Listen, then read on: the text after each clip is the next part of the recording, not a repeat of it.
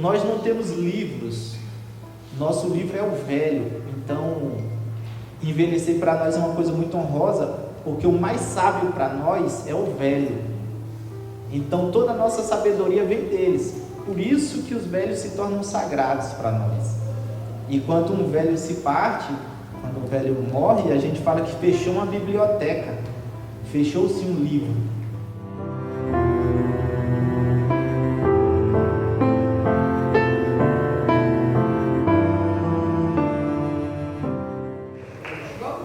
Takurampi, Jaharuchomampi, Arasarebatachó, Trocairapatichá, Miti Apananri, Monte Pascoal, Arenear, Miabaixu, Macaé, Jocana. Eu já vou traduzir. Eu disse boa tarde a todos. Boa tarde. Disse que estou muito feliz de sair lá da minha aldeia e vim até aqui na casa de vocês. Vim trazer um pouco da cultura do meu povo.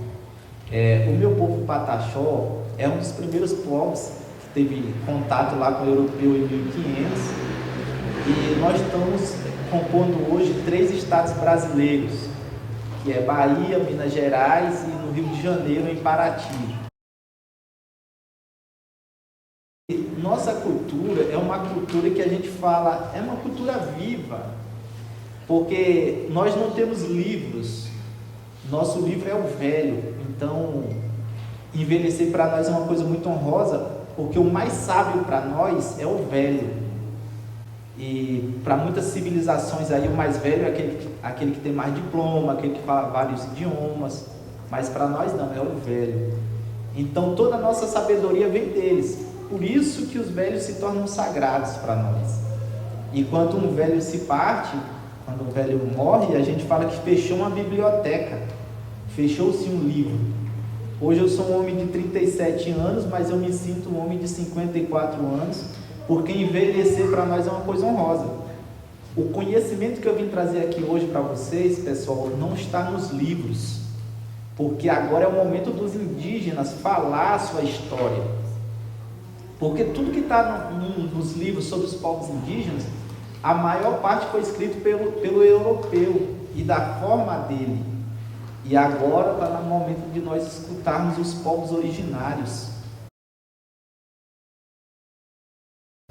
E eu vou começar contando uma história que a minha avó me contou, por isso que eu sempre inicio falando dela, porque a minha avó ela foi uma grande mestra, uma grande professora, uma grande anciã na minha vida, e toda a minha sabedoria eu absorvi dela, ela me passou, e eu tenho a missão de repassar tudo isso.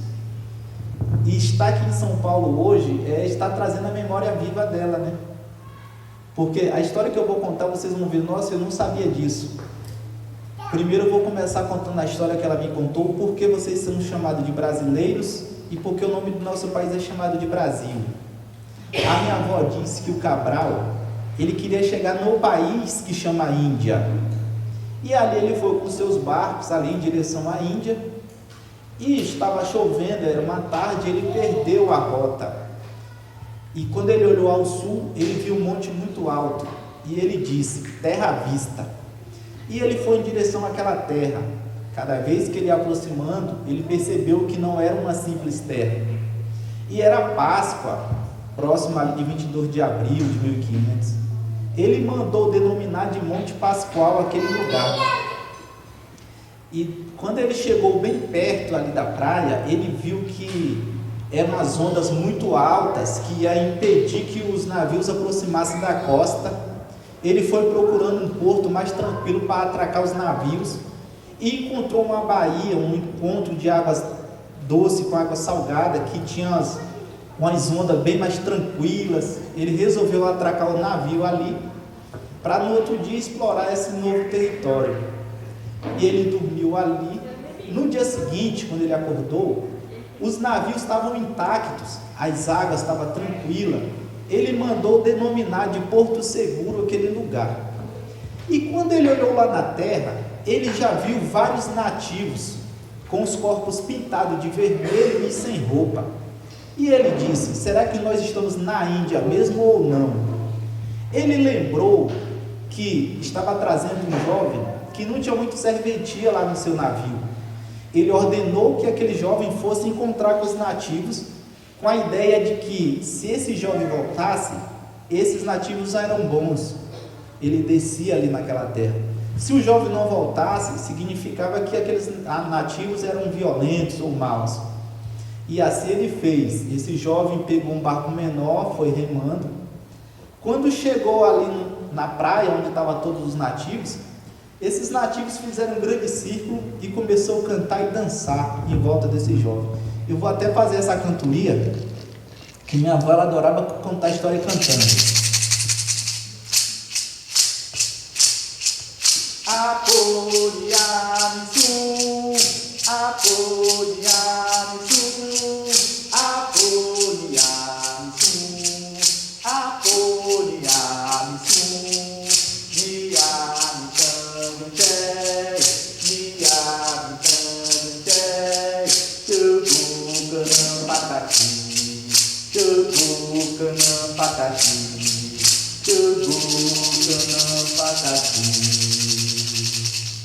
Esses nativos, sempre cantando e dançando em volta daquele jovem, levaram o jovem para o centro da aldeia.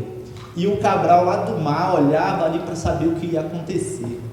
Mais tarde, por volta de 11 horas da manhã, esse jovem volta, ainda cercado por esses nativos, sempre cantando e dançando. Esse jovem pegou aquele barco menor, foi remando, voltou até o navio do Cabral e subiu, e entregou alguns presentes para o Cabral, como os penachos, algumas frutas, e o Cabral disse: eles são nossos amigos, vamos descer lá na terra. Ordenou que um padre descesse com a cruz nas costas e fincasse numa coroa de terra avermelhada, que ganhou o nome de coroa vermelha, aquele lugar. Então, no momento que o padre desceu, vários nativos já fizeram outro círculo de novo e começaram a cantar e dançar. Aqui que sunia, aqui que sunia, poxi ramangicana pataxi, poxi ramangicana pataxi, aqui que no gosto aqui que no gosto entou perrei chicharrão, entou perrei chicharrão, entou perrei chicharrão. Gente, isso já era por volta de meio-dia, o sol estava quente e cada vez ia aproximando mais guerreiros, mais nativos. E quando o Cabral olha lá na terra, já está um grupo maior de nativos, com os corpos pintados de vermelho, estavam transpirando, suando muito, refletindo como brasas na fogueira. Então o Cabral começou a chamar esses nativos de corpos de brasis. Quando um nativo saía daquele grande grupo, era chamado de braseiro, como se uma brasa deslocasse da grande fogueira. Com o passar do tempo, esse país, que era chamado de Pindorama, que significa terras de palmeiras verdes, deixou de ser chamado de Pindorama e passou a ser chamado de Brasis por muito tempo. Até o século XVI, XVII tem escrita que escreve Brasis, depois passa por uma mudança e vem Brasil com L no final. E cada membro braseiro ou brasileiro. E eles queriam saber qual era a tinta que pintávamos o corpo. Um dos nativos levou ele até uma árvore e disse: essa é a árvore do muru-muru, que extrai a tinta avermelhada. Então o Cabral começou a chamar o muru-muru de árvore que dá cor de brasas. E depois passa por uma mudança e vem ser chamado de pau-brasil. Então, pessoal, a própria história do nosso país, muitos nem conhecem. Eu já visitei vários lugares que, quando eu faço essa pergunta, por que o país é chamado de Brasil, eles já respondem: é por causa do pau-brasil.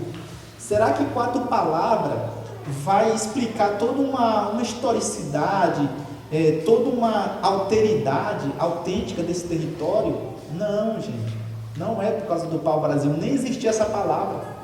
Existia o mará-mará, existiam os corpos nativos pintados de vermelho. E note-se que quando ele chega, ele já chega nomeando as coisas, os lugares, as pessoas. Era a Páscoa, mandou denominar de Monte Pascoal. O Porto, tranquilo, águas mansas, mandou denominar de Porto Seguro. Coroa de terra avermelhada, coroa vermelha. Bahia, encontro de água doce com água do mar. Ele foi nomeando, ele não quis escutar os nativos. E aí tem uma coisa muito errada, que às vezes as pessoas falam assim, já não pode mais falar índio. Não pode mesmo. Por que não pode? Porque o Cabral queria chegar na Índia. E chegou em Pindorama, achou que estava na Índia. E chamou os nativos de índio. Na verdade são povos, nações. Temos 380 nações indígenas no Brasil, falando 284 línguas diferentes. É uma diversidade muito grande de povos indígenas, diversidade linguística, e que esses povos, na maioria das vezes, eles estão distantes, mas ao mesmo tempo muito próximos de vocês, no nome das ruas, no nome dos bairros, até mesmo o nome da cidade, da capital, por exemplo. Essa cidade não era chamada de São Paulo, era chamada de Guarujá ou região de Tremembé. Tinha uma região de Ipiranga. E aí um padre, ele é chamado para catequizar os nativos aqui nessa região. Ele fez um grande cercado para trazer esses nativos à força, prendê-los ali e catequizá-los para servir de mão de obra escrava. Ele ficou por muito tempo, ficou mais de 60 anos escravizando aqui. Depois que ele foi embora, é tipo uma igreja de catequese, ela caiu, ficou em ruínas, e em homenagem a esse padre, ganhou o nome de Escola ou Igreja de São Paulo. E aí, com o passar do tempo, veio em homenagem ao próprio padre, o estado de São Paulo, né? Mas não era São Paulo, era a região de Guarujá, região de Tremembé, ou Ipiranga. Né? Ipiranga é elevação de rio, né? Rios elevados. Né? Então a história do nosso país ela é tão rica que ela precisa de um pouco mais de escuta, um pouco mais de atenção desses povos. Então o ser indígena, pessoal, às vezes parece tão longe, mas também está perto de vocês. Um bisavô, um tataravô, sempre uma pessoa mais próxima de vocês foram ou são indígenas, mas por vários motivos, preconceito, racismo, as pessoas têm vergonha de assumir a sua identidade. Realmente, antigamente era muito difícil ser indígena. Eu mesmo, por exemplo, tem lugar que quando eu vou assim dessa forma, tem gente que parabeniza, olha, legal o indígena aqui. Tem outros que ridicularizam na cultura originária do próprio país, sem conhecer. Então, por isso que é importantíssimo ter esses eventos, esses momentos de conversa, para que as pessoas escutem os povos originários. Porque imagina, esse país em 1500, que só tinha essa cultura, não tinha mais outras nações, e a partir de 1500 passa a compor várias nações, franceses, holandeses, espanhóis, e hoje tem esse Brasil pluricultural que nós temos aqui. Então hoje a gente fala de respeito a esses povos, né? A respeito também aos outros povos, porque a gente está falando aqui, acima de tudo, uma paz social, onde esses povos possam viver de acordo com as suas culturas, suas tradições, e não ser perseguidos. A gente tem vários casos na atualidade de opressão, né, de invasão dos nossos territórios. E aí tem uma falácia muito grande que fala assim, esses indígenas estão atrapalhando o progresso. O que é isso, gente? Olha, hoje nós só somos 1,5 bilhão de indígenas no Brasil. Nós somos 0,5% dessa população do nosso país. Um país que tem 211 milhões de pessoas, tem 1,5 milhão de indígenas só, é muito pouco. Mas nós somos responsáveis pela proteção e preservação de 80% de todo o ecossistema. A gente fala até do planeta, né? Porque hoje 80% dos rios no mundo, olha só, é no mundo, no planeta, 80% dos rios no planeta estão poluídos ou está recebendo algum tipo de poluição. Sobra 20%. 5% está em parques nacionais, parques federais ou fronteiras, e 15% está dentro dos territórios indígenas. significa que todas as águas que estão limpas no país, no nosso país e no mundo, estão dentro das terras indígenas. Vamos mais além, agora também sai um estudo do Exército Brasileiro dizendo que as maiores riquezas do mundo estão concentradas dentro dos territórios indígenas.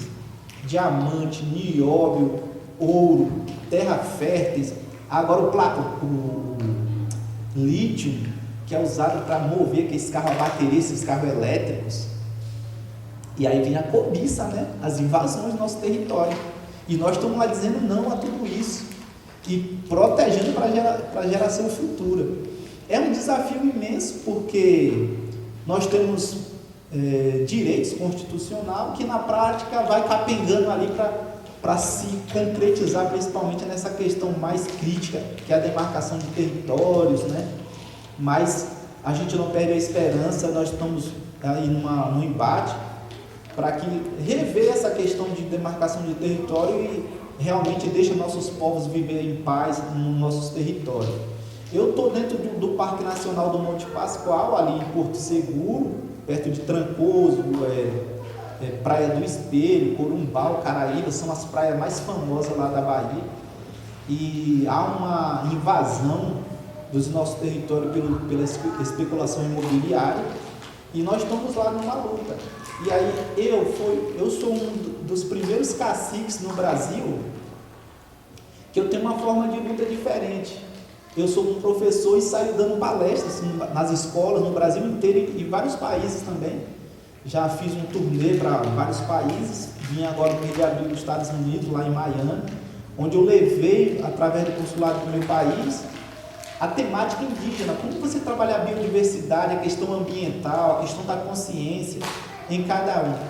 E aí parece que o problema está tão longe, mas é um problema que a ação do cara que está nos Estados Unidos acaba impactando aqui no Brasil, no nosso território. A compra do ouro, couro, muitos produtos que saem de forma ilegal dos nossos territórios vão parar nesses países ricos, né? E a pessoa que compra nem sabe que esse ouro é um ouro sangrento, esse couro é um couro sangrento, né? Essa carne bovina, essa é uma carne bovina sangrenta que mata nossos povos. E aí quando a gente vai conversar de uma forma pedagógica, e as pessoas falam assim, nossa, é isso mesmo, vamos juntos olhar para os povos indígenas e o planeta de uma forma mais sensível. E aí a gente vê até agora aqui mesmo, por exemplo, tem gente que fala que a questão ambiental não é importante, não se discute a questão ambiental, que não tem nada a ver, aquecimento global. Eu falo, gente, eu não sei como vocês estão sentindo. São Paulo, por que a energia está vindo caro?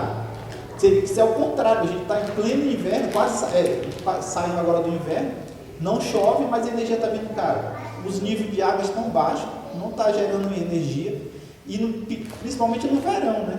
Racionamento de energia. Da onde que está vindo essa energia que nós temos aqui? Do recurso natural que vem da Mãe Natureza. A Mãe Natureza que está nos dando tudo isso. Tem chuvas que é torrencial, que passa dos limites, carrega carro, eu nunca vi na minha vida. Enxurrada leva um caminhão, por exemplo. Eu já vi em Minas Gerais, acho que foi no mês de março, eu estava fazendo uma palestra em Minas, parou o trânsito todo, a gente saiu do metrô, fiquei assim na plataforma, estava uma chuva enorme e eu vi um caminhão sendo carregado pela enxurrada. Então, se a gente não tem um comportamento agora, nossos filhos, nossos netos vão ver coisas piores. Então, é um momento assim que nós, povos indígenas, somos fundamentais para essa proteção do ecossistema, né? Aí, às vezes, também a pessoa está aqui, eu estou dentro desse apartamento aqui de luxo em São Paulo, eu não estou agredindo o ambiente, eu estou de boa, estou tranquilo, eu não faço nada. Gente, indiretamente, as pessoas acabam impactando no meio ambiente. É tão simples, imagina, aquele lixo que a gente está na nossa casa, tem gente que mistura o copo descartável com o resto de legumes, a casca da cebola. Se você separar ali, principalmente o lixo orgânico, tem muitas famílias que sobrevivem daquilo. E se for tudo separadinho na sacola, vai ajudar aquela família. E no momento que mistura o arroz com feijão, com papel, com plástico, já comprometeu aquele objeto que seria reciclável. E aí acaba contaminando o ecossistema. Canudinho, copo de plástico. Se vocês tiverem oportunidade de dizer não a isso, ajuda muito. Aqueles canudinhos de refrigerantes, por exemplo, se chega numa lanchonete, a pessoa já te dá um canudinho, nem pediu, já está dando um canudinho. Um copo descartável, isso aí vai tudo para o ecossistema. A maior parte disso para os oceanos e os rios. Lá na minha região, lá nós temos 13 quilômetros de praia intocável. Só os povos indígenas podem usar ali, não é proibido construir casa, tudo é proibido lá. Porque ali é o maior lugar onde as tartarugas vão colocar os ovos. E ali é a maior produção, o maior berçário de tartaruga marinha do Brasil. Lá na minha região, 13 quilômetros, você viu a praia como é que é linda lá, né? E aí começou a chegar uns copos de guaravita, chegando um copo de guaravita lá nas praias, e a gente não sabia como que essas poluições estavam chegando. Quando a gente foi ler a guaravita, a fábrica dela é no Rio de Janeiro, essa guaravita. E aí, olha só, o comportamento de alguém no Rio de Janeiro foi, talvez sem nem saber que ele estava contaminando o oceano, contaminou tanto o oceano que esse lixo ele viajou e foi parar no mar da minha região, do meu estado. Às vezes o cara chega ali com um copo de guaravita na praia, senta ali, toma, vem a maré, pega e leva. Ele nem jogou diretamente. Então, quanto menos plástico para a natureza, melhor. E aí vem vários especialistas falando de tudo isso, mas o que eu provo mesmo é que esse lixo que saiu do Rio de Janeiro foi parar na minha aldeia. Então, um comportamento de quem está aqui pode impactar lá. E até aqui mesmo, né? Eu vim aqui em 2016, em São Paulo, para uma palestra, estava tendo o surto da capivara, a febre da capivara. Um carrapato pousava na capivara e logicamente, poderia pousar no ser humano e contaminava o ser humano. Estava dando febre da carrapato, estava uma coisa muito desesperador. Vários eventos foram suspensos por causa do carrapato, e eu estava com uma palestra numa cidade que chama Olambra, e lá foi cancelada a minha palestra. Eu vim aqui para São Paulo, estava conversando com até um pessoal lá que era do Dória, lá na época, e ele falou assim, não, está tendo surto de carrapato, não sei o quê. E onde que está essas capivaras? Rio Pinheiros e Rio Tietê. Aí eu passando de táxi ali na frente, eu vi cheio de capivarinhas lá, totalmente doente ali, as capivarinhas. E o que elas estavam infestadas de carrapato? Porque aqui, pessoal, todo o ecossistema, nas florestas, tem uma cadeia. Tem uma garça branca pequenininha que ela posa nas capivaras, come os carrapatos, literalmente. Ela limpa a capivara. Só que por conta da poluição, esses pássaros eles não conseguiram mais resistir aqui. Ou morreram ou já migraram para outro lugar e não vêm mais para São Paulo. Então ele deixou de limpar as capivaras. Os carrapatos proliferam no corpo da capivara, caem no chão e vai e atinge, pica o corpo humano ali. E a doença ali está espalhando no estado de São Paulo na época. E aí, pessoal, só para você ver, quando um ser sai da cadeia alimentar, daquela cadeia ali, há um impacto tão brutal que atinge nós diretamente e indiretamente. E aí a gente vai perceber, não tem como ter São Paulo sem árvore. É possível, mas tem que ter um trabalho, tem que ter mais amor para fazer as coisas acontecer. Eu vejo vários exemplos, né? Inclusive eu estava até conversando com a outra Cláudia, que ela fez uma horta comunitária aqui no estado de São Paulo, e que as pessoas, não é só o fato de você plantar ali para comer aquele alimento. Olha, cada árvore, ela suga o carbono que as grandes indústrias, os carros, as motos, liberam o dióxido de carbono, e essas árvores elas sugam e liberam oxigênio. Olha só como isso é um filtro para a nossa saúde. É maravilhoso as árvores. Para eu estar respirando aqui, as árvores estão produzindo fotossíntese, oxigênio, o tempo inteiro aqui para a gente. E aí, você olha para os povos indígenas, todas as reservas indígenas têm floresta, imensa floresta. Então nós somos uma verdadeira riqueza para o mundo, estamos gerando vida, mais do que isso. A gente não fala em dinheiro, a gente fala de vida. Então falar que os povos indígenas atrapalham o progresso é uma mentira muito grande, que deve evitar de falar isso, e falar que os povos indígenas é isso que eu estou falando para vocês. A Cláudia foi na minha aldeia, a Ana Paula foi na minha aldeia, ela viu o quanto é tão rico. Só minha família, na minha aldeia, nós plantamos 50 mil árvores, salvamos 2 nascentes, 2 rios, literalmente. Aquele rio que foi dado como extinto, hoje a gente já toma banho no rio e come o peixe lá do rio, né?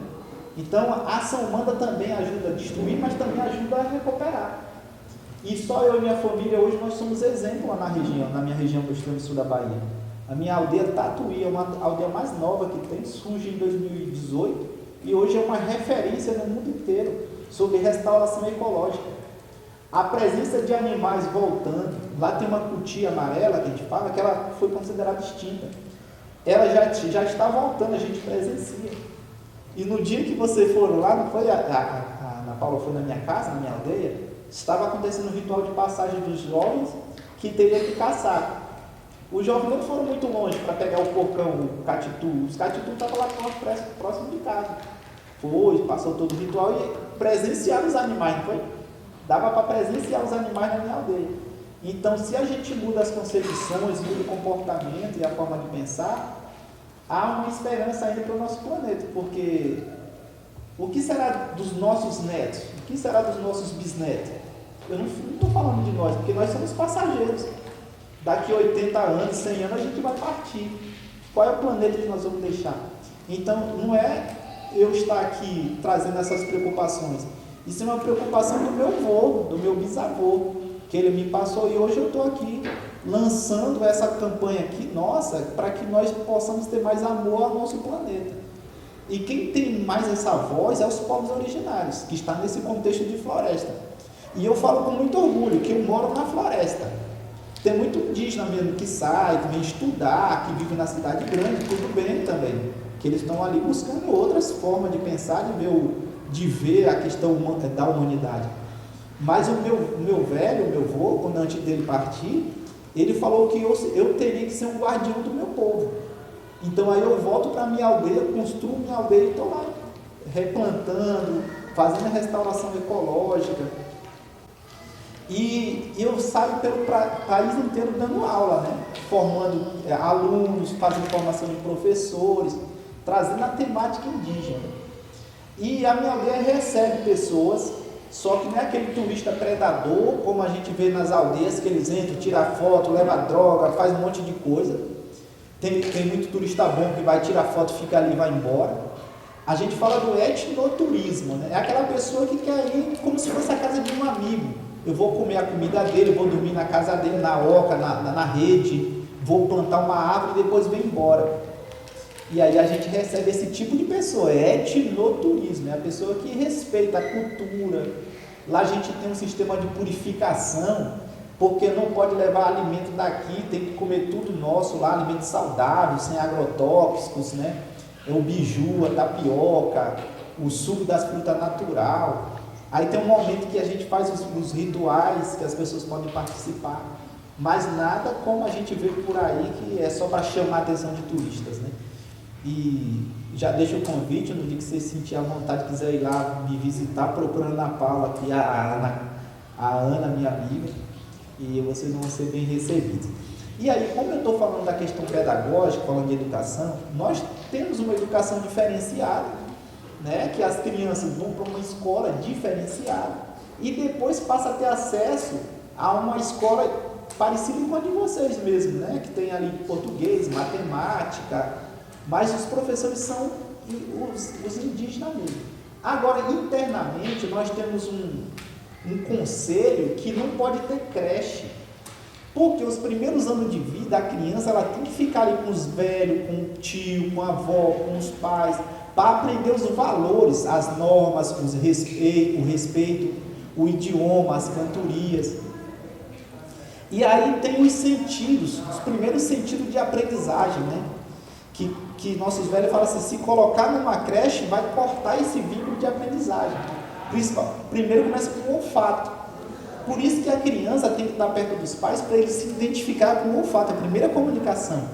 E quando uma criança está ali no seio familiar, que uma pessoa estranha pega aquela criança, ele começa a chorar e logo alguém fala, ele estranhou, só que não, ele chorou porque ele está se sentindo em perigo, porque aquele cheiro é diferente do convívio, olha só, e o cérebro dele está dizendo assim, esse cheiro não é seu não, você está em perigo, aí ele chora para pedir socorro, aí o parente chega ali perto, ele já fica mais calmo, porque ele já sentiu o cheiro. Depois vem o paladar. Tudo que a criança vê, ele vai pegando e colocando na boca.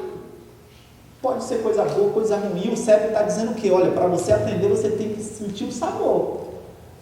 Mesmo aquela criança ali, 4, 5 meses, ele vai pegar e colocar na boca.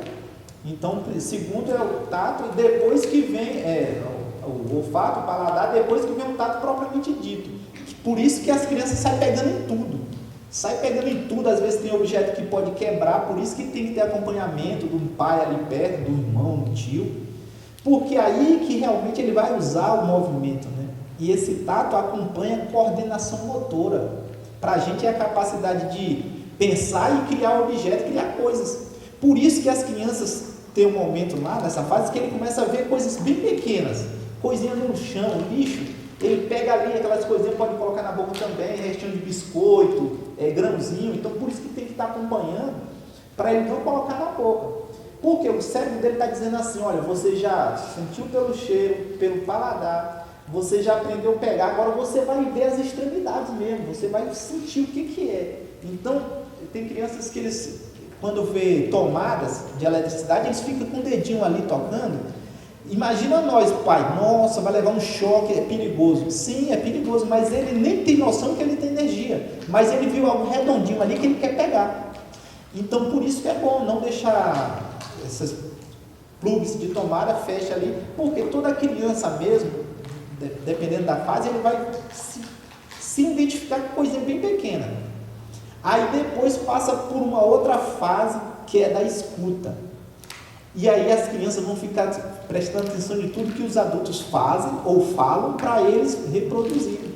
O cérebro está falando assim, seu instinto de aprendizagem agora é a escuta. Vira e mexe, você olha, tem criança te escutando. E aí você está falando assim, ó, ele vai aprender. Então por isso que não é bom falar palavrões, falar coisas, porque a criança eles vão reproduzir.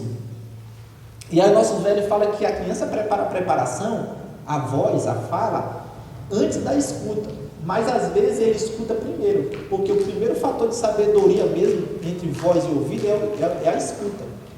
E aí a gente tem os objetos que vai ensinar as crianças a escutar.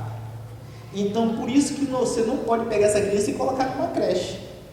A creche vai colocar essa criança dentro de uma sala de 4 paredes, colocar um quadro com musiquinha da Xuxa, não sei o quê, ou alguém cuidando dessa criança que não é a pessoa do convívio familiar dele. Então ele vai ser cuidado com a pessoa que tem um cheiro diferente, que tem a fala diferente do pai, e ele vai internalizar normas e comportamentos que não é familiar.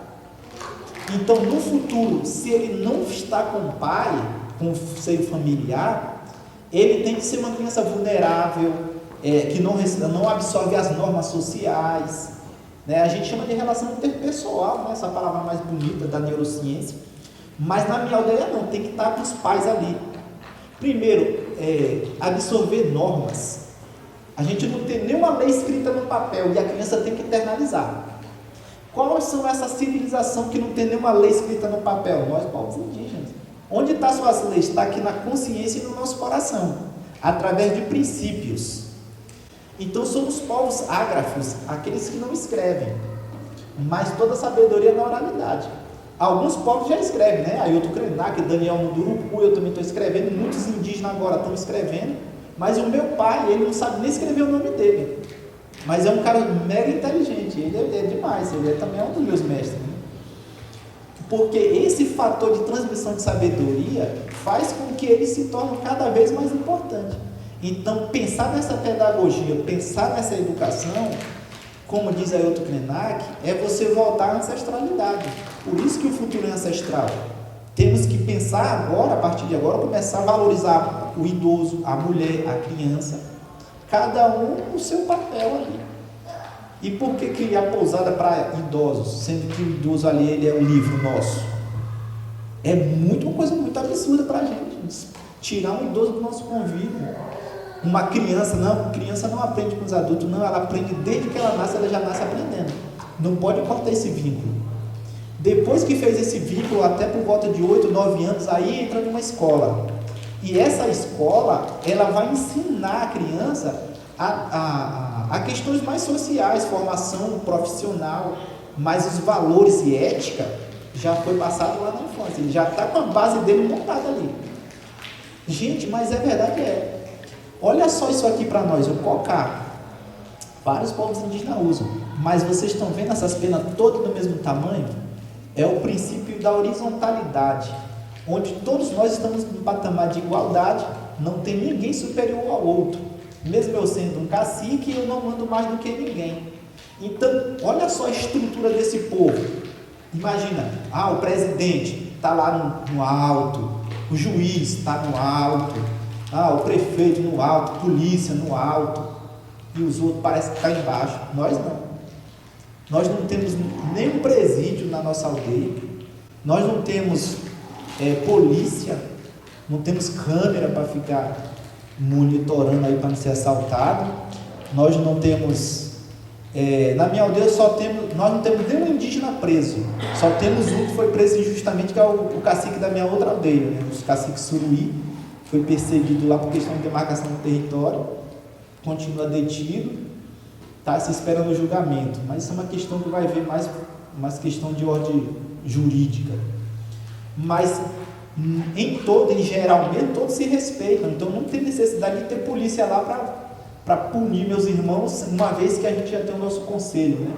Nós temos nossos princípios. Esse aqui é o respeito, essa pena maior. Esse aqui é o amor incondicional, onde todos devem se respeitar de forma incondicional. O seu problema é o meu é o seu. Lá, um envolve na vida do outro, através do conselho. Aqui tem um ditado: ninguém mete a colher na briga de marido e mulher ou na família dos outros. Tem um momento lá que vai intervir, o conselho chega e intervém mesmo. Está errado, vamos agir assim, os velhos chegam, dão um conselho ali e resolve o problema ali. E só quem está superior a todos nós é essa pena aqui, que ela representa a mãe natureza. A mãe natureza que nos dá o ar que estamos respirando, o alimento, a água, tudo de graça, sem precisar comprar nada. Olha só como isso é muito bacana. Na nossa aldeia você foi, na minha aldeia, né? Você viu como é que é lá. A gente não tem mercado perto, é longe, 30 quilômetros para chegar no supermercado. Aí a gente está lá cozinhando, nossa mãe fala: se faltou arroz, tem que andar 30 quilômetros para comprar, né? Então a gente já produz nosso próprio alimento na aldeia ali. É difícil a gente sair assim para a cidade grande. Então é um modelo de vida, pessoal, que o mundo inteiro está de olho, porque vão vir muitas catástrofes por aí, muitos eventos fortes que vão deixar a humanidade em pânico. Hoje em dia mesmo, se um de vocês aqui faltar o alimento no mercado, tem gente que não sabe mais produzir na terra, não sabe plantar mais um milho ali na terra, não sabe fazer um chá para beber, porque está tudo ali na farmácia, ainda de uma forma tão violenta quanto a nossa vida, né? Então, temos que pensar nesse vínculo de voltar para a terra, cuidar da mãe terra, plantar, ter uma horta, ter um chazinho em casa, muito bom o chá, pessoal. Tem gente que opta logo de ir na farmácia comprar um remédio, aquele sei lá, uma dipirona, ele ajuda numa coisa e atrapalha a outra. E os medicamentos naturais, nosso pajé mesmo fala assim: eu estou com dor de cabeça, eu quero um remédio. Nosso pajé: calma, primeiro você vai acalmar, eu quero entender você. É um estresse, dormiu mal, tem alguém passando mal na família, a pessoa absorve aquilo, fica com dor de cabeça, não conseguiu dormir direito. Aí o pajé faz uma cantoria, faz uns rezos, a pessoa fica boa. Porque uma doença muito perigosa que tem nos matado, até eu mesmo aqui, é o estresse. A gente nem sabe. Mas o problema de um vizinho ali ligou um som alto, sei lá, fez um negócio que você não gosta, você dá vontade de esganar o cara, né? Mas você segura aquilo, você não consegue gerenciar isso. Eu vim um dia atrás aqui no trânsito, a pessoa não fez nada, outra pessoa começou a xingar, falando tanto palavrão, que eu, cara, que não tinha nada a ver, fiquei meio nervoso. Falei: gente, não dá para perdoar pelo menos, antes de xingar alguém. Está uma violência fora do comum, talvez um efeito da natureza, e quem respalda de tudo isso somos nós, né? Eu sou professor, eu chego em casa, agora mesmo eu estou fazendo uma turnê de palestra nas escolas de São Paulo. Eu vejo o quanto é difícil a vida de muitas crianças, porque ele traz com ele coisa da família. Tem um pai ali que está preso, escola pública ali, né? Aquela criança, como é que a criança gerenciar tudo isso? Ele vem trazendo tudo isso para a sala de aula. Então a gente que é professor, se não saber gerenciar isso, acaba absorvendo aquilo e vira um problema maior. E é um país, o nosso país, Brasil, né? Na frente de algumas escolas a gente vê ainda muito desordem urbana, tráfico, né? E aquela criança, ela vem com isso. E a gente tem combatido muito forte isso nas nossas aldeias. E tem aldeias também cheias de problema. Tem muitas aldeias aí que a cidade grande chegou até as aldeias e está cheio de problemas, né? Mas não é por aí agora que a gente quer conversar, mas eu quero trazer essa parte pedagógica. E como eu falei da educação, pessoal, da escuta, olha só como isso aqui é sensacional. Isso aqui para mim é um livro, né? Mas para vocês, como não conhecem ainda, mas eu vou explicar como isso funciona.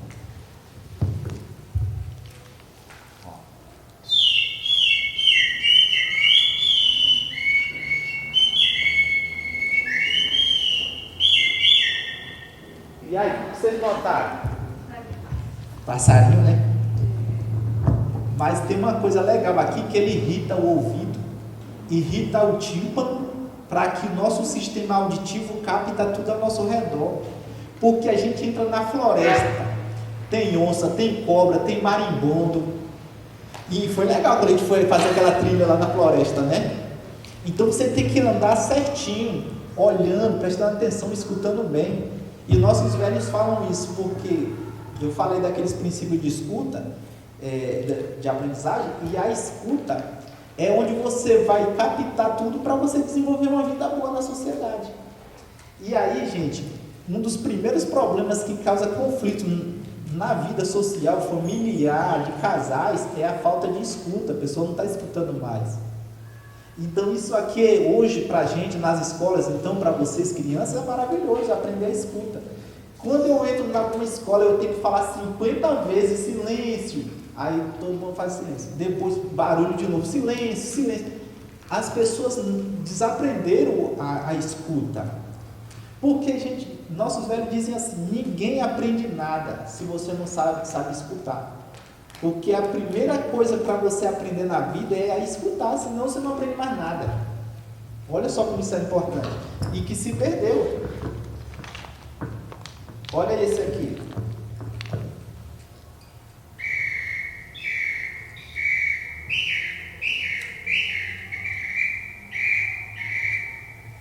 O que vocês notaram? Também é som de pássaros, mas ele vai com ondas sonoras para acalmar a confusão que esse aqui fez no nosso sistema auditivo. Vocês viram que ele vai com ondas sonoras? Então ele vai acalmar nosso tímpano para a gente escutar tudo com qualidade. E aí hoje os psicólogos estão falando assim, a escutativa. O que é escutativa? Tem gente que só fala e sai, não quer escutar. Então nossos jovens, nossas crianças, eles pedem socorro, marido, esposa, amigo.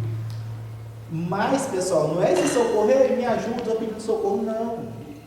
Uma escuta, vou escutar meu amigo, vou escutar meu filho, vou escutar meu esposo, minha esposa, meu avô, minha avó. Essa escuta mesmo sutil do coração, é disso que a gente está falando. E quando a gente não escuta nós mesmos, nosso coração, nosso instinto, o nosso corpo, ele fala conosco, principalmente as crianças. Tem muitas crianças que estão cheias de problemas ligado ao emocional, que os pais não estão nem aí, às vezes nem entendem. A criança está ali chorando o tempo inteiro, está fazendo muita coisa, corre demais, faz barulho, aí os pais, essa criança é muito danada. É um pedido de socorro, ele quer escuta, ele quer carinho, ele quer afeto.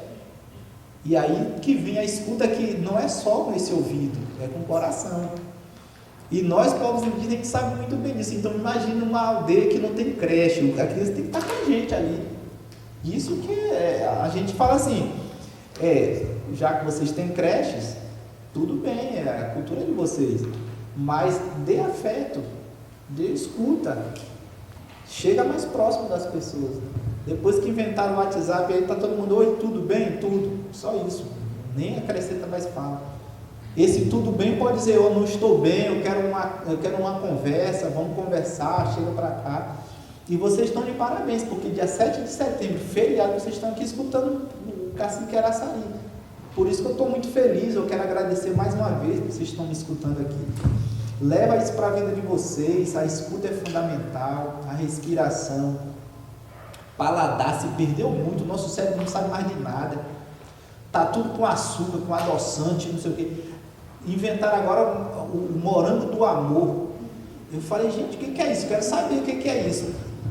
Um caramelado em cima do morango, que é só açúcar puro. Eu falei, gente, aí se o morango fosse falar, ele ia pedir socorro, porque tá tudo perdendo a essência.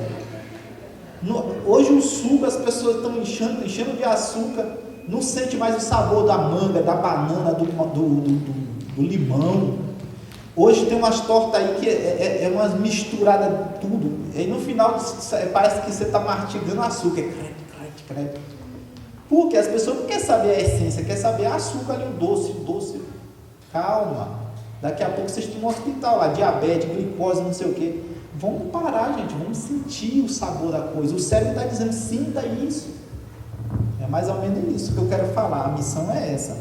Aí, pessoal, depois disso, eu tenho muitas coisas, eu ficaria a noite inteira aqui dando aula falando com vocês, mas tem um que depois é a visão, ó. Primeiro o olfato, depois o paladar, o tato, a escuta, né? O quinto é a visão. Você só vai aprender vendo depois. Muito tempo, ó. O quinto é a visão. Por isso que tem gente que é deficiente visual, que ele faz coisa extraordinária. Surfar, por exemplo. Aí as pessoas falam, nossa, ele é um gênio, ele surfa, mesmo não enxergando. Mas significa que ele está usando bem os outros sentidos do corpo. 4 sentidos ele está sabendo usar muito bem. Por isso que a visão é a quinta. Olha só como isso é fundamental. Aí a gente entra na floresta, eu entro na floresta de noite para caçar, não é?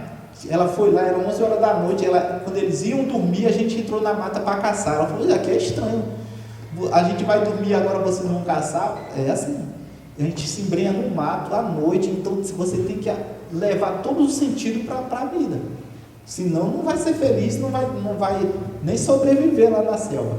Aqui na cidade grande é a mesma coisa.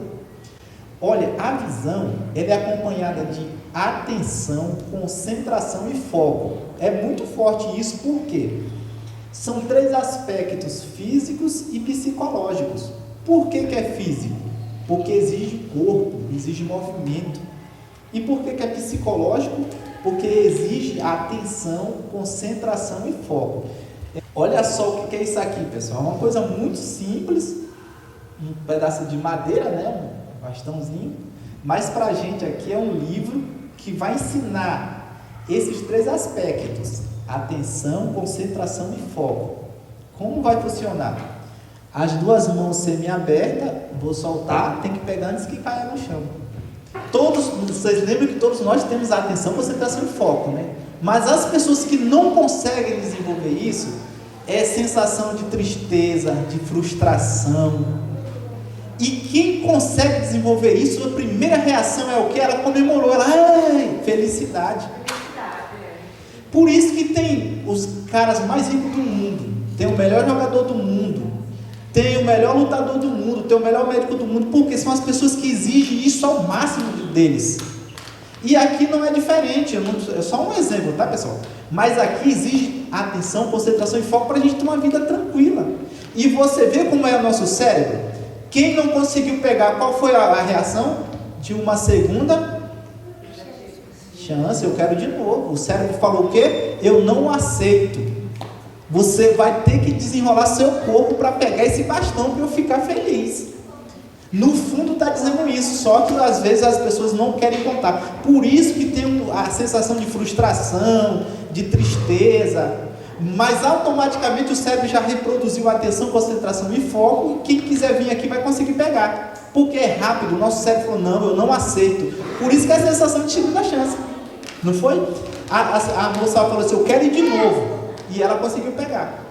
Na verdade a gente deixa uns 5 minutos, 10 minutos para fazer de novo, para o cérebro reproduzir.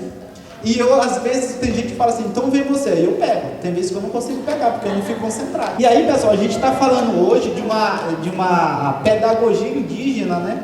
Como é que nós vamos ensinar nossas crianças? Então isso tudo é uma preparação para a vida.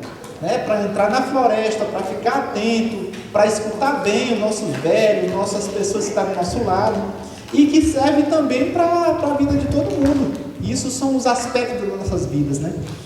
Eu sou professor, né? Eu sou especialista em educação, estou agora terminando a pós-graduação em educação indígena.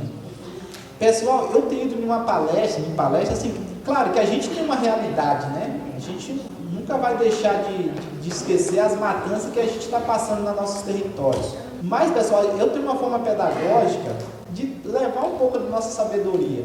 E eu tenho ido em umas palestras que eu saio de lá assim com a dor de cabeça. Palestra do cara pesada, não pode, a gente tem que trazer um amor para nossas vidas de uma forma boa. Então, se vocês querem fazer uma pergunta, não fiquem com vergonha. Provavelmente a pergunta de vocês é a de muitos que quer fazer, mas está tímido. Vai, tenha coragem de fazer uma perguntinha aí que a gente vai responder de uma forma boa, tá bom? Sim, a gente faz o banho de floresta na aldeia. E lá, pessoal, a gente fala numa purificação. A gente sai de manhã, por volta de 10, entra na floresta. Essa caminhada deve demorar uns 8 minutos até chegar na floresta, que a casa é pertinho da mata. Aí a gente fica ali, faz um momento coletivo, aí depois faz um momento individual, aí fica ali. No final a gente vai para um banho de argila, que é uma argila que é extraída do fundo da terra, que a gente passa no nosso corpo, de purificação. E ali, quando você passa essa argila, demora umas meia hora, ela começa a sugar as impurezas do corpo, o barro secando e faz uma cócega, né? É uma sensação muito boa. Aí depois você entra no rio e ela vai se dissolvendo, né, aquela argila. E você escuta o corpo em ebulição. Ele vai sugando tudo, né? Não aquece o corpo, mas pelo efeito do barro, ele vai se dissolvendo na água e faz tipo uma ebulição. E a gente desenvolve isso lá na aldeia. Pessoal, vamos primeiro entender o que é apropriação. Apropriação, pessoal, é quando você pega algo de alguém e fala que é seu. Por exemplo, teve uma discussão muito grande no carnaval sobre os cocares. A pessoa colocou cocar e saiu lá. Aí a gente está falando de folclorização. O que significa isso? É eu pegar um adereço sagrado de alguém e brincar com aquilo. Ou falar que é um folclore, ali fazer uma festa. Agora, se eu adquiro uma peça indígena com respeito e coloco na minha casa, dando crédito para aquele determinado povo, isso não é apropriação, é igual os colares, né? Eu comprei um colar do meu povo Pataxó, vocês vão usar. Se vocês usam e falam assim, é do povo Pataxó, não há apropriação nenhuma. Você não está apropriando, você está fazendo um uso. Agora, se você comprou aquele colar e usa e fala, eu fiz, é meu, porque eu fiz, aí já é uma apropriação. Você pegou algo de um povo e está dizendo que é seu. Então, por isso que esse termo, pessoal, nas escolas ficou muito ruim de trabalhar, porque nas escolas, o que os professores faziam no dia 19 de abril? Pegavam um cocazinho de papelão, colocavam uma pena e colocavam na cabeça de todo mundo, vários cocares. Aquela criança não sabia que povo que era, não sabia o que significava aquilo, então generalizava. Aí a gente fala do termo generalizar, porque você não está mostrando para ele qual é a etnia, ele nem sabe por que está usando aquele cocar. Então por isso que não é bom hoje você pintar também as crianças que não é indígena na escola, sem saber que pintura que é. Por exemplo, essa minha aqui é uma pintura que eu sou do clã dos pássaros, da arara. Essa aqui é uma pintura que, se você olhar no rosto da arara, tem uns riscos. E o meu nome é Araçari, eu sou do clã dos pássaros. Então, os meus netos, meus filhos, meus bisnetos, vai ter orgulho de saber que eu sou do clã dos pássaros e não vai ter vergonha de ser do clã dos pássaros, né? E aí, pessoal, aqui em geral significa sabedoria, essas pinturas aqui. Aí eu pego e pinto 10 crianças com a pintura dessa, sem eles saber o significado. Aí você vai estar mais uma vez apropriando de uma cultura sem nem conhecer. Então, por isso que é bom, antes de fazer algum trabalho voltado para os povos indígenas, fazer uma pesquisa, ou levar um indígena para palestrar. E aí a gente fala muito das brincadeiras, contações de história, que é muito bom também trabalhar hoje na educação. Tem muitos autores bons, Ailton Krenak, Daniel Manduruku, muito bom para trabalhar a temática indígena na escola. né? Levar a criança também numa aldeia, fazer uma pesquisa. Eu faço formação de professores, depois a gente pode trocar contato, aí eu posso passar mais dicas, conteúdos. Hoje a gente já está trabalhando na formação de professores. Primeira coisa, geografia dos povos indígenas. Quantos são? Aonde estão? Aí a gente trabalha o micro e o macro, né? Começa, sei lá, a Amazônia. Aonde tem os povos indígenas? Na Amazônia, 50% dos povos indígenas estão na Amazônia. Aí você vai reduzindo, o Nordeste, o segundo lugar que mais tem povos indígenas. Onde tem povos indígenas mais próximo de você? Aí você já vem para São Paulo, trabalha a questão de São Paulo. O Pico do Jaraguá. Onde tem coisa indígena mais próximo de você, até chegar na sua identidade, até chegar em você e nos seus avós. Na minha família, tem algum indígena, tem algum descendente? Aí é um trabalho de casa. Pergunte seu pai se você tem algum descendente indígena na família, um avô, um tataravô. A criança vai para casa e começa com os pais. No outro dia traz o conteúdo. E aí vocês vão percebendo que vai chegando até na nossa família, na família de vocês. E ser povo indígena hoje, pessoal, é uma coisa de muito orgulho. Antigamente essa coisa de estranhamento, hoje não, hoje é de mais orgulho. Tá? Hoje são as populações, as nações que compõem o nosso país, né? Então, é muito bom trabalhar esse tema, me colocar à disposição.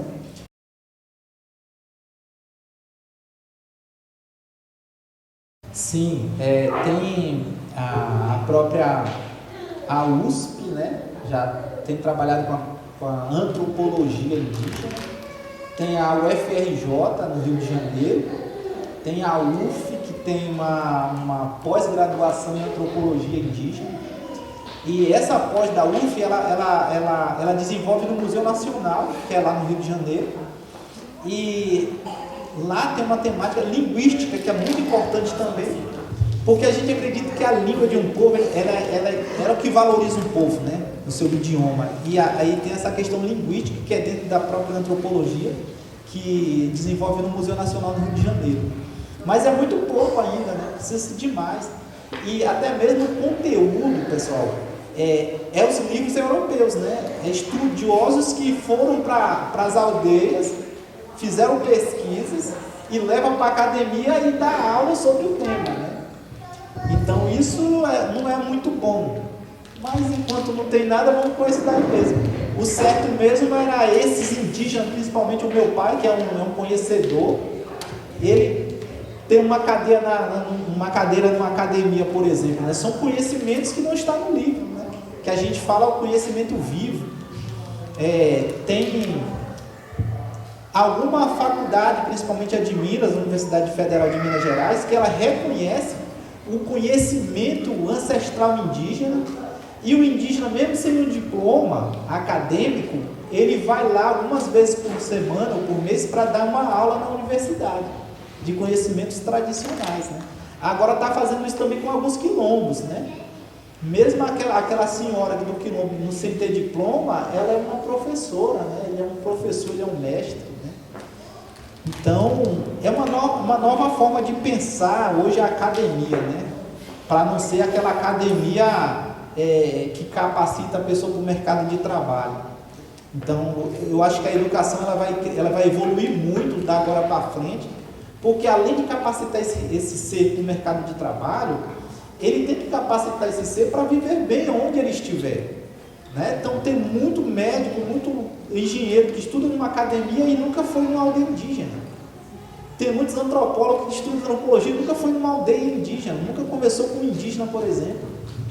E aí vem aqueles erros, né, históricos que eles cometem aí, que não vem o caso aqui, mas mais para frente a gente conversa sobre isso. Minha aldeia fica no extremo sul da Bahia, perto de Caraíva, ali Trancoso, Caraíva, Praia do Espelho, fica bem ali pertinho, tá? Minha aldeia não tem redes sociais, essas coisas que a gente vê por aí. A gente nem tem Instagram, porque na minha aldeia não tem energia elétrica, né? E quem quiser conversar comigo, eu tenho um Instagram pessoal, que é Araçari Pataxó. Quem quiser lá adicionar, a gente troca contato, ideias. Quem quiser ir na minha aldeia também, pode me adicionar. Ou estou indo para Caraíva, vem aqui na minha aldeia. Pode ir, me avisa, a gente programa aí um momento muito importante. Nossa medicina é muito forte, né? Eu esperava vocês fazerem perguntas, mas não fizeram. Tem muita gente assim que toma 5, 6 remédios por dia, que quando passa a ter acesso às medicinas, eles reduzem esse tipo de medicamento, né? Principalmente insônia, ansiedade, algum problema neurológico, que a cura está lá na natureza. Todas as curas, o Butantan, por exemplo, aqui em São Paulo, ele é um dos famosos a fazer remédio para controlar a pressão arterial extraído do veneno da cobra.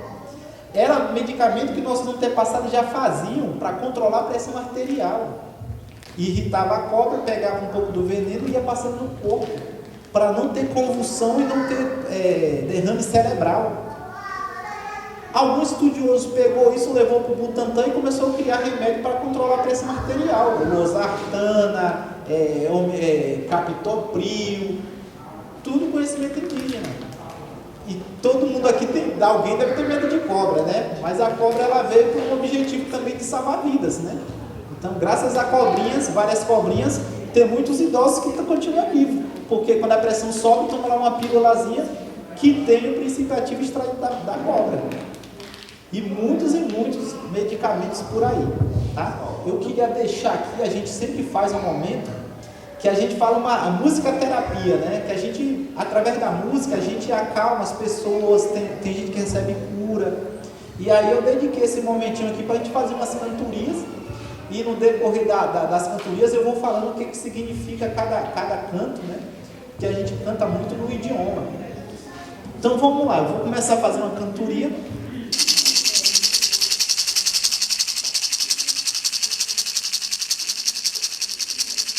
O vento soprou,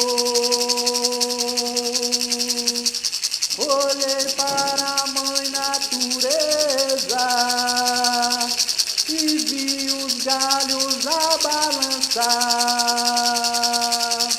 As folhas caíram no chão, na força eu faço rapé. Os ventos da natureza alegra nossa fogueira, que na minha vida é luz. Pataxó é povo guerreiro, é povo das águas, o nosso nome é som do mar. O sol já se foi, a noite chegou, os meus naores vão me guiar. Com meus pés no chão, maracá na mão, as medicinas vão nos curar. Pataxó é povo guerreiro, é povo das águas, o nosso nome é som do mar.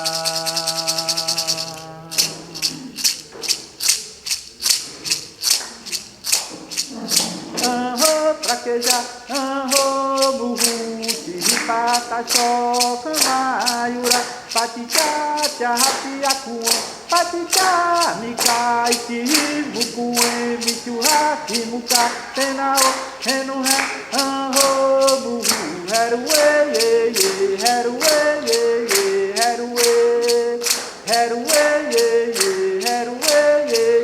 heruê, traqueja, muruti, pataxó, camaiura, patichacha, rapiacuã, patichá, micaiti, mucuê, michurra, muca, tenao, renué, muru, heruê, heruê, heruê, heruê, heruê, heruê,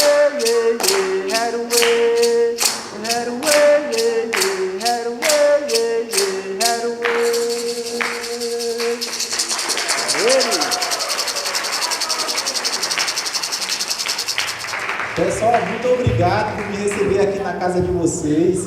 É um momento assim de muita alegria. E os nossos velhos dizem que para nós escutarmos, para nós vermos, para nós fazer tudo nessa vida, primeiro a gente tem que ver e ouvir com o coração. Então é uma mensagem que a gente traz da floresta, que não há lugar nenhum para você desenvolver qualquer coisa no mundo se não for o coração. É daqui que sai tudo.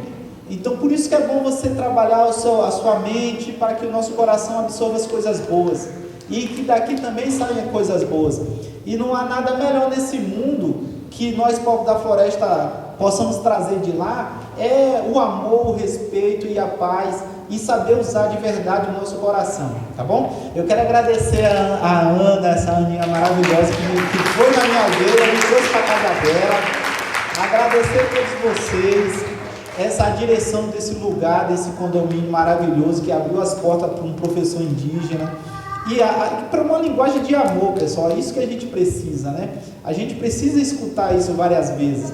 Então, vocês estão de parabéns, os vizinhos que vieram. É um momento de muita alegria. Eu tenho muita esperança em nosso planeta, no nosso país, nos nossos condomínios. Tem pessoas maravilhosas. É assim que nós vamos construir um planeta melhor, um mundo melhor, uma família melhor, um condomínio melhor. Todos juntos. A união é que faz a transformação, tá? Tem algumas coisas aqui das minhas artes. Quem quiser vir conhecer pode vir. Quem quiser comprar também pode comprar. Quem quiser não tem problema. O importante é ter acesso e ver também um pouco da nossa bioeconomia. É assim que meu povo vive. É assim que meu povo planta as árvores. Nossa despesa é baseado no que a gente vende aqui, mas um trabalho com muito respeito, né, com muita dignidade. Aqui está a nossa identidade no meu povo, tá bom? Mais uma vez, obrigado a todos, uma boa noite.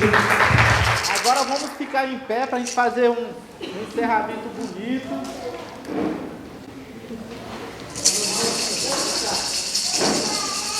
Eu falo e vocês repetem, porque está muito bom essa música, hein? Vou cantar em português. Eu tô em Pina brincalhão, eu tô em Pina brincalhão. Na brincadeira eu sou maior, na brincadeira eu sou maior. E quem quiser me conhecer, vai na aldeia Pacajó, vai na aldeia Pacajó. Aqui que eu nasci, e foi aqui